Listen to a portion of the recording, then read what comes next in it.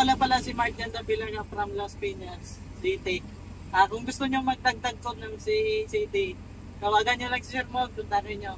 Shoutout nga pala dyan sa mga tropa ko sa mga kapwa ko driver sa Armo. Shoutout pala. Thank you. So ayan po, si Sir Mark yan. So ito si Sir Mark, mag-a-addition na to ng code 3. So yun, PDC po ang requirement sa LTO para makapag-additional code. Kaya nagpunta dito sa akin si Sir para makapag-PDC.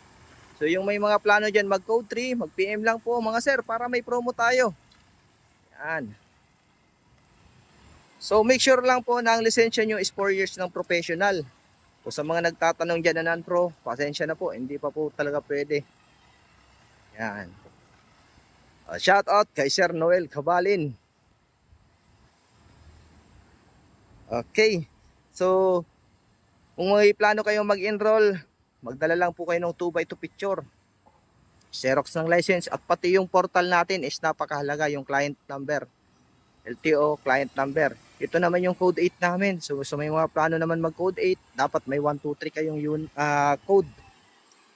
Ayan na si Sir. So si Sir isang armored driver.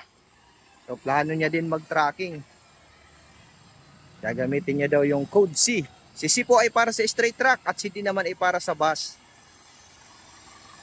Yan, okay. So follow nyo po pala yung page ko sa Facebook, TikTok at YouTube.